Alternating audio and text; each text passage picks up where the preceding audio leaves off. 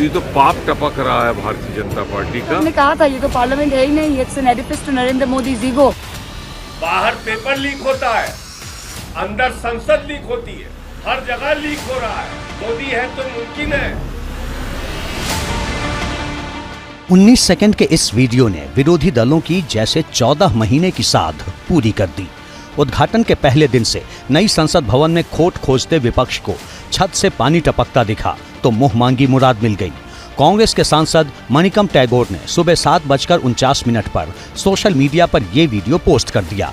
लिखा, बाहर paper leak, अंदर पानी लीक। अभी का अंदर इतना पानी ऊपर से टपक रही थी और नीचे से 120 रुपए का बाल्टी लेके एक आदमी उसका पानी का बचा रहा था। 100-200 करोड़ का बिल्डिंग का 120 रुपए का बाल्टी ने दिखाया देश का क्या स्थिति ये लोगों ने बनाया। इसके बाद कोई पीछे नहीं रहा। संसद की छत से टपकते पानी की बूंदों में विपक्ष के नेता बारी बारी से हाथ धोते रहे। श्री मनोज कुमार झा जी, शुक्रिया। 5 मिनट। शुक्रिया उपसभापति महोदय। जब आप 5 मिनट या 3 मिनट कहते हैं तो लगता है जैसे फांसी देने से पहले अंतिम इच्छा पूछी जा रही है। ये समय आप ही लोग तय करते हैं, चेयर नहीं करता। सर, आपका दोष थोड़े ही है, लेकिन दुखड़ा भी कहाँ रो। आप बोले। अब मैं बड़ी खुशी हुई, माननीय मंत्री जी यहाँ हैं, अभी नवनियुक्त मंत्री जी हैं, बड़ा अनुभव है हरियाणा का और अच्छा विभाग भी मिला है, चुनौतियाँ भी बहुत हैं, फोटो वोटो तो अपनी जगह। सर, मैं स्मार्ट सिटी से अपनी बात शुरू करूँगा। अब ये स्मार्ट सिटी सरकार भी बहुत बोल नहीं रही है सर। इनकी एक चीज मुझे अच्छी लगती है, अच्छा सा नाम रखो, उस नाम के पीछे काम ना हो तो धीरे धीरे बोलना कम कर दो उसके बारे में। अब अभी हाल में राष्ट्रपति भवन में गणतंत्र मंडप बना।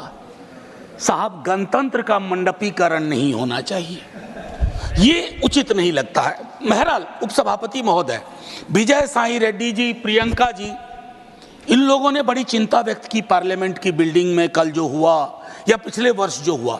मैं कहता हूं नासमझ लोग हैं सर। ये तो विशुद्ध भारतीयता का एहसास कराता है कि जब बाल्टी से पानी सर टपक रहा हो। चेक कर लीजिएगा, नासमझ सब। अच्छा, मैं वापस लेता हूं ना, एकदम भूपेंद्र भाई, इसलिए आपको यहां रहना चाहिए। मैं ये कहना चाह रहा था कि मेरे साथियों ने शायद इसकी मर्म को नहीं समझा कि छत टपक रही है, बाल्टी लगी हुई है, पूरा हिंदुस्तानी फिल्मों का सीन है। मैं इसलिए उसके लिए शिकायत ही नहीं करूंगा, बस शिकायत नहीं करूंगा। सर, मेरी दूसरी चिंता है कि स्वच्छ भारत अभियान में गांधी जी के चश्मे को हम टांग देते हैं। वैसे स्वच्छता की ओर गांधी जी का चश्मा, जरूरत थी चश्मा पहनने की, चश्मा वहां रख देने की नहीं। गांधी का चश्मा नहीं पहन सकते क्योंकि दो परस्पर विरोधाभासी चीजें, गांधी और दूसरा मैं नाम नहीं लूंगा, एक साथ नहीं चल सकती क्योंकि मुझको नाम लेना भी बुरा लग रहा है। सर, तीसरी मैं मंत्री जी को कहूंगा, स्ट्रीट वेंडर्स शहरों की रीढ़ होते हैं, उनके साथ न्याय कीजिए। नाइंसाफी हो रही है उनके साथ। आपकी नीतियां कुछ बनती है, पुलिस प्रशासन किसी और तरीके से एक्ट करता है और उस मद में जिसको हम कहते हैं पीएम स्वनिधि, आपका एलोकेशन भी 30% कम हो गया। तो मैं आपसे आग्रह करूंगा उसको देखिए।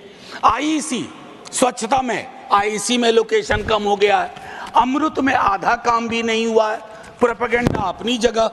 और मैं एक चीज कहूंगा माननीय मंत्री जी को आपके माध्यम से, सर, शहरीकरण की जरूरतों को गांव को समझे बगैर नहीं किया जा सकता।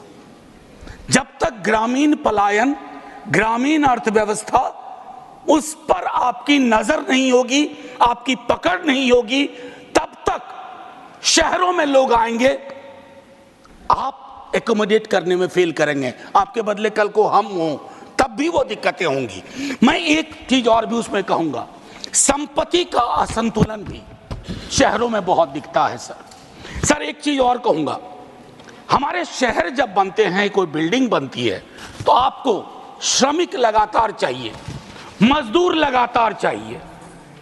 और वो मजदूर जब आपको बिल्डिंग बना के देता है, उसके बाद वो मजदूर आपको भारी लगने लगता है। वो जहां रहते हैं उसको आप स्लम कहते हैं, और उस स्लम को अपनी नजरों से दूर करना चाहते हैं। स्लम हमारी नीतियां पैदा करती है। स्लम में रहने वाले हमारी आपकी तरह के लोग हैं, उनके बारे में दृष्टिकोण साफ होना चाहिए। और ये सैटेलाइट मेट्रोपोलिस नहीं कि एक स्लम रिहैबिलिटेशन किया, दिल्ली से 40 किलोमीटर दूर जाके रख दिया। कैसे काम करेंगे, कैसे रोजगार चलेगा? तो ये चीजें सीवर ड्रेनेज के बारे में कई साथी बोल चुके हैं। मुझे तो अक्सर याद आता है विद्यार्थी जीवन में हड़प्पा मोहनजोदड़ो की ड्रेनेज सिस्टम की तारीफ सुनता था। सर अगर टाइम मशीन हो तो वापस चला जाए, वो ज्यादा बेहतर था। मैं और एक आखिरी चीज करूंगा सर, आजादी के बाद अपने देश में multi caste multi community housing society बननी शुरू हुई थी सर। आज वो सारी चीज, आखिरी 30 सेकंड सर, आज वो सारी चीजें खत्म हो गई। जातियों के नाम पर हाउसिंग सोसाइटी है, समुदायों के नाम पर हाउसिंग सोसाइटी है, और कुछ समुदाय के लोग किसी भी सोसाइटी में नहीं रह सकते। ये हमारी राजनीति और नीति ने तय कर दिया है।